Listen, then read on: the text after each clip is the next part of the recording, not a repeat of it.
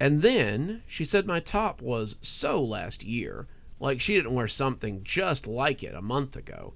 She's so terrible, I can't stand her. I looked back at my own reflection in the mirror and was unsurprised when it didn't answer me. Talking to myself in the mirror had become a nightly ritual since I was very small, and it was really the best thing for putting my mind at ease. Ever since I can remember, my parents really haven't had time for me. It wasn't that they didn't love me. I could tell they did. They were just always busy with work or with house things or with the other things that often took up an adult's day. They didn't have time for a silly 13-year-old girl and her problems with school and friends and life in general. They were always tired or busy, and that led me to look for someone to talk to. I didn't really have anyone to talk to at school, no one who wouldn't use it against me, so I started talking to my mirror. It began as a way to blow off steam, just someone to talk to who happened to live in the mirror on my little vanity. I would talk to her for hours, that girl that lived on the other side of the glass, and she would keep all my secrets and never interrupt me or talk back or tell any of the other people what I said. Surprisingly, it gave me confidence and led me to be less reliant on what others thought. Suddenly, I wasn't the weird, quiet kid. I was the confident girl who walked with her head up and was above the gossip.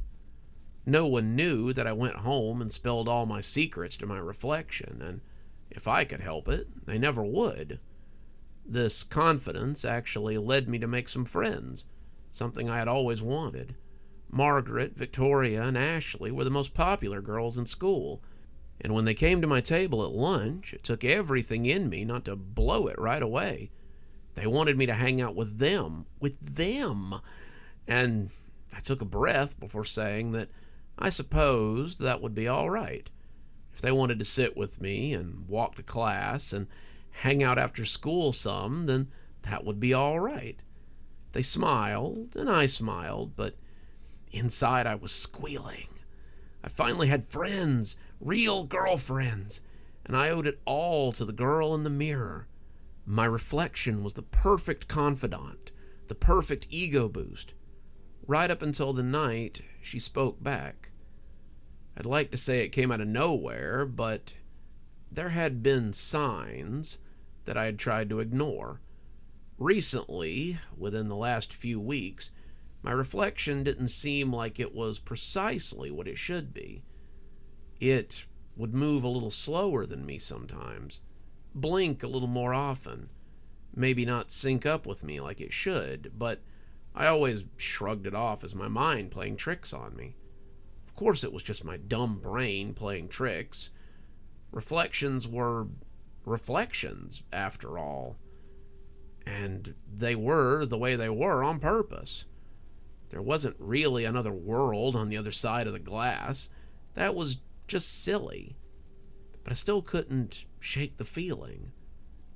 Then, as I started in on a conversation about some new girl at school, my reflection did something I hadn't expected. I sat back, eyes wide, and sat the brush down that I'd been using as it paid specific attention. I had sat down the brush that my reflection still had in its hand. For a moment, we just sat and looked at each other. It smirked at me, turning its head as I turned mine, and I remember thinking that the smirk looked entirely unlike the one I sometimes wore.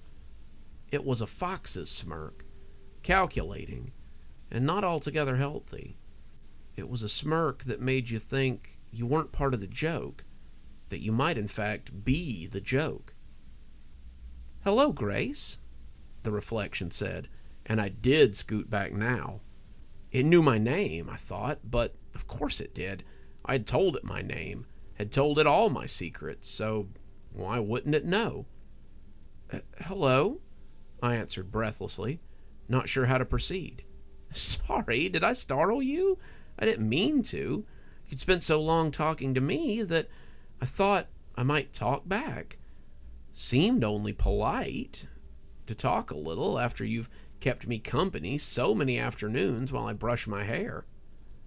I struggled to find something to say, but was coming up with nothing. I didn't know that you could talk. It sounded lame, even to me, but my reflection just laughed. Well, of course, duh. All reflections can talk. Most of us just choose not to because, well, who talks to their reflection? Most people think it's just that, a reflection, so they don't share anything with it. But when you started talking to me, I was shocked. So, it said, picking up the brush again as I reached for mine as well, tell me what happened today. I'm all ears. After that, my evening talks were a lot more. I would talk to her, well, to myself, and she would talk back. She rarely told me anything about herself. In fact, I can't remember a single time I learned anything about her.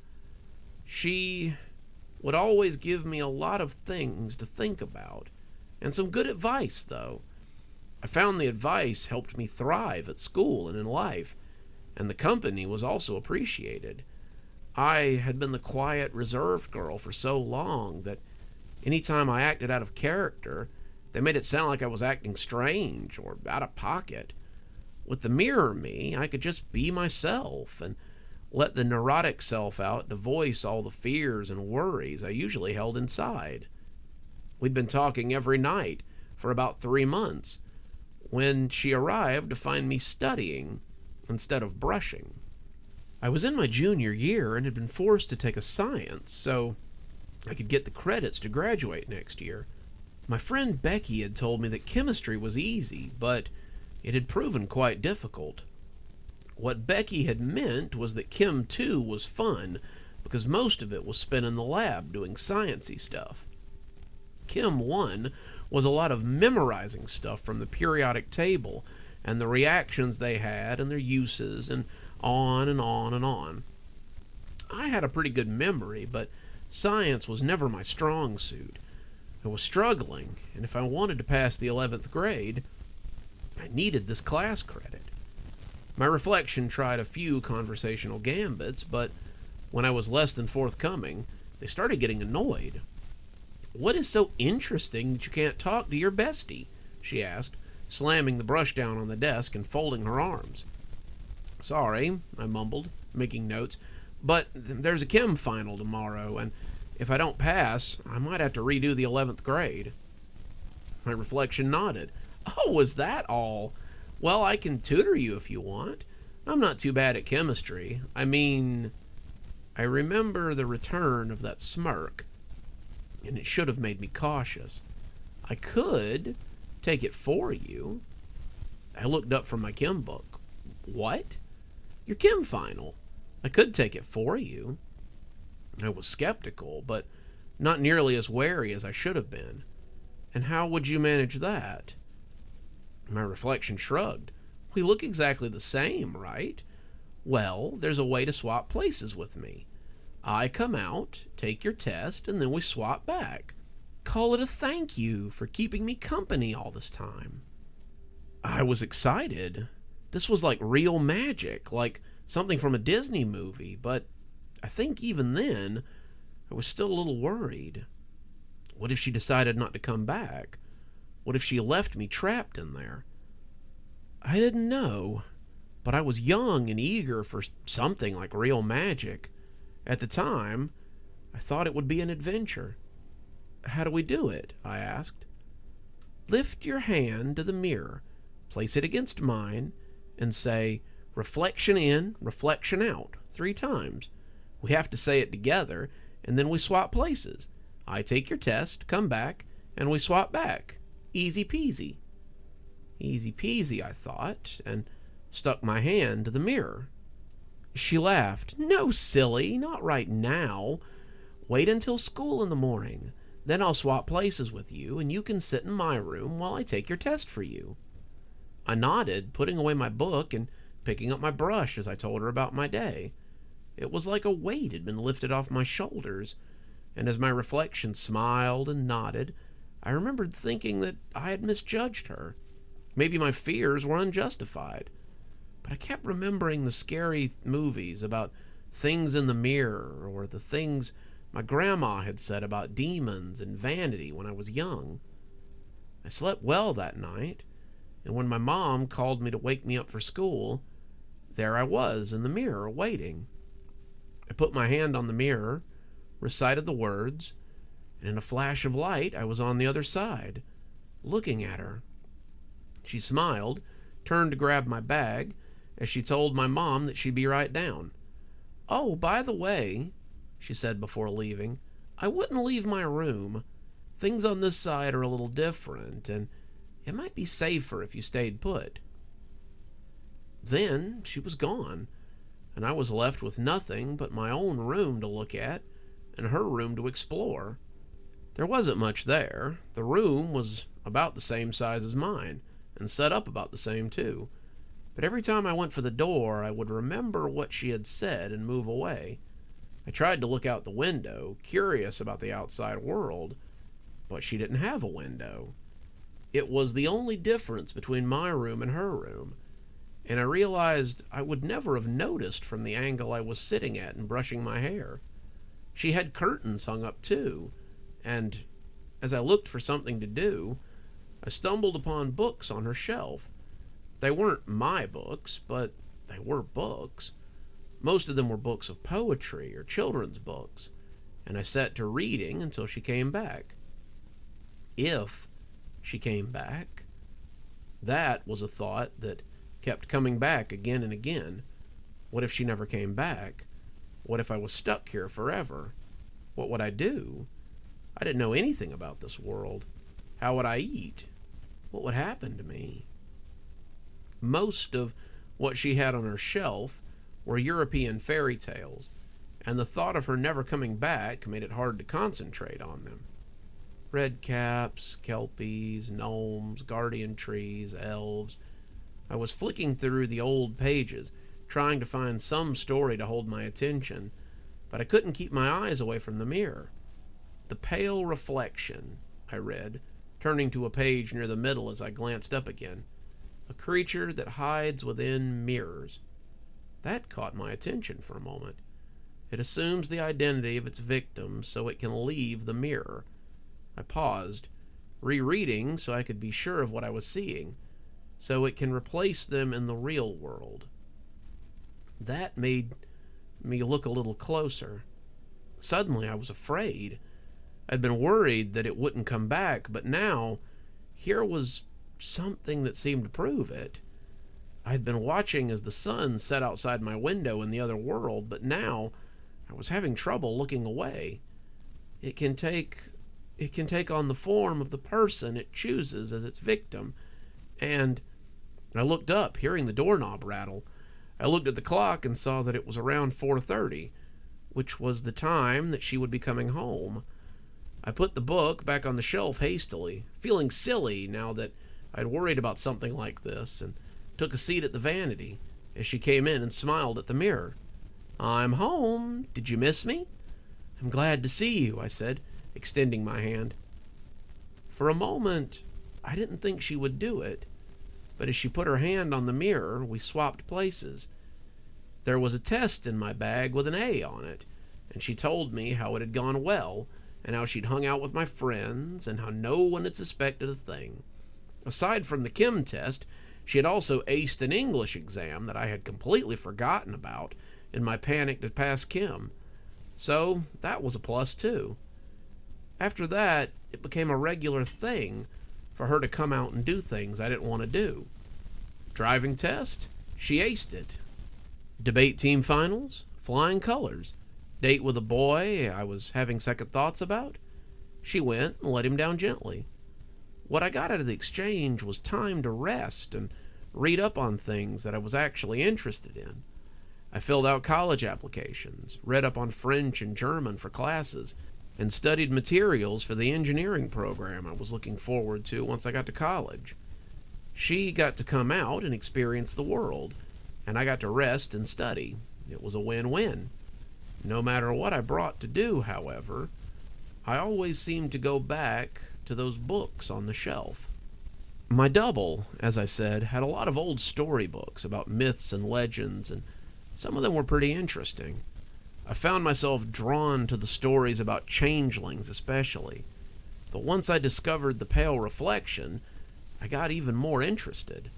The Pale Reflection was a creature that lived inside mirrors. It would lure girls, vain ones usually, into their world and devour them, but sometimes it would also trick them into giving up their secrets.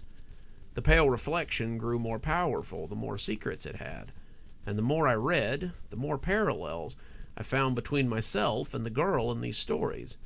Sometimes the Pale Reflection would lure them into the mirror so it could leave, and then they would be trapped forever. Sometimes it would do things while it was pretending to be the person, so that they would get in trouble, or it could use them to blackmail the girl. The Pale Reflection seemed to be the personification of my earlier fears. I was still afraid that she wouldn't come back, but only sometimes. There were also strange little things that I would notice when I came back.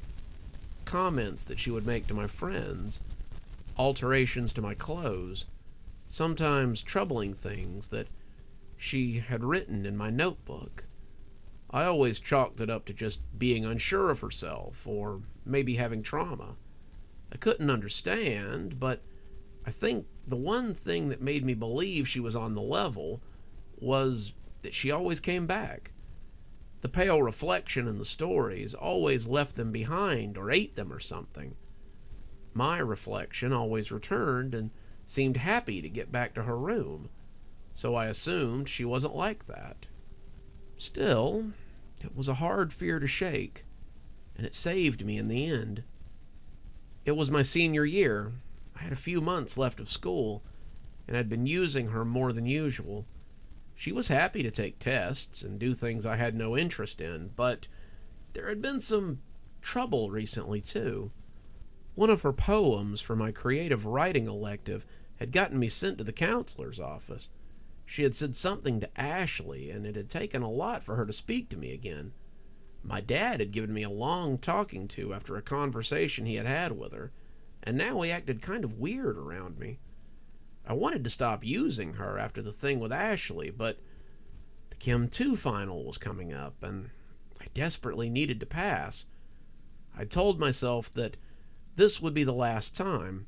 I'd leave the mirror behind when I went to college, and she'd have to find someone else to share secrets with. What a fool I was. I was doing SAT prep when she came back, and something instantly seemed off. Her clothes were rumpled, her hair was a mess, and she had her hands behind her back. She smiled, but the smile was way off. It was the same smirk I had wondered about all those years ago, and it made me hesitate as I brought my hand up. She never did, though. She slapped her hand on the mirror, and the red mark that spread across the glass made me pull back. It looked like she had dunked her palm in paint, and she cursed as she pulled it back and tried to wipe the glass clean. Come on, she said, putting her hand up again. You want to hear about the chem final, right? I did not put my hand up, though. What happened? I asked, taking a step back. Nothing, she assured me, but she kept glancing back at the door. Nothing. I just tripped and hurt my palm. Come on, let's swap. I'm so tired. My neck hair was up, though. Tired. She'd never claimed to be tired before. I could hear something in the background, and I took another step away from the mirror. Something was wrong. She was too hasty, and it made me edgy. Come on, she shouted, and the mirror cracked a little as she slammed her fist into it. She put her hand up to her mouth, seeming to realize what she had done. Please, I need to swap back now. It's your turn to come forward. She turned then, and now I could hear the yelling from downstairs. It wasn't my parents. Not just them, but they were part of it. There were other people yelling too, calling for me to come downstairs with my hands up, and I didn't feel that now would be the best time to come forward. When I turned back, Her face was full of fury. She looked less like me and more like someone wearing a mask of me.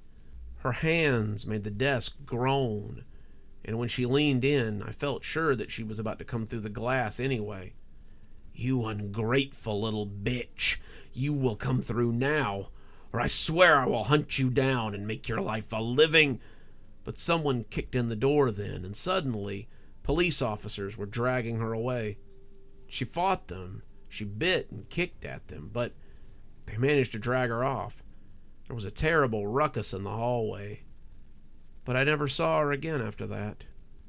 It would seem that now I was trapped in the mirror, forever a prisoner of my own actions, and always would be. Mary looked stricken. "That's awful. Is there really nothing that anyone can do?" Mary looked at the woman in the mirror, trying to ignore the long crack through the glass, and Grace looked sorrowfully back at her. When Mary had found the old desk in the attic, she had thought it would be the perfect addition to her room, except for the mirror, but the mirror, it seemed, had become the most interesting part of it. Now she had a friend to talk to, a friend with a very tragic story. "I suppose not," Grace said, "but I suppose I could always keep you company while I wait. Maybe help you do better than even I did." As the girl began to babble, Grace tried to swallow down her feelings of wretchedness. She'd been in here a long time, probably a decade at least, and it was surprising what you could learn in that time. Grace had been waiting for someone to come and see the old desk that her father had put in the attic after his daughter had been dragged away for God only knew what. Grace had been left with nothing but the dark for so long. In that time, however, she had discovered an interesting fact about the creature that had tried to trick her into paying for its mischief. Pale reflections were made, not born. Pale reflections could be anyone if they understood the process. She didn't like the idea of tricking this girl, but what other choice did she have? A decade was a long time to be trapped inside a mirror, but she supposed Mary would pick up the trick too once she was out. Grace supposed that even if she didn't trick the girl, she could find someone. After all, she had time. Good evening, everyone. It's me, Dr. Plague. Thank you so much for joining us for tonight's show. If you think you might like a little more spooky in your life, then please feel free to click on one of the videos we have up here. Maybe look at one of the playlists if you're trying to get caught up. I know, there's so many videos on the channel. There's so many series that are going at the same time. Sometimes you just need a little refresher course, and I gotta say, I always enjoy the views. If you're not subscribed, feel free to hit that subscribe button. Maybe hit the bell so you don't miss anything. We upload a lot on this channel, so you won't want to miss a single story as they come out. If you'd like to support the channel, you can click on the Amazon link down there. There's quite a few books in my Amazon account. You can have a look, and if you'd like a signed copy, get up with me through email, and I'll be happy to work something out with you. Also, there's links to my Patreon, and you can become a member on the channel if you'd like your spooky a little bit early. Patrons and members on the $5 tier get their videos 12 hours early. That's in the morning as opposed to in the evening. Patrons at the $10 level also get a signed copy of my book anytime I write one. Speaking of my patrons, you should see them appearing right now. Just wanted to take a minute to say how much I appreciate all of you. Patrons, subscribers, however you give to the channel. I really appreciate everything you do, and it truly touches me that you have chosen to support the channel in this way. Well, that's enough for now. Till next time, Dr. Plague, signing off. Have a wonderful evening.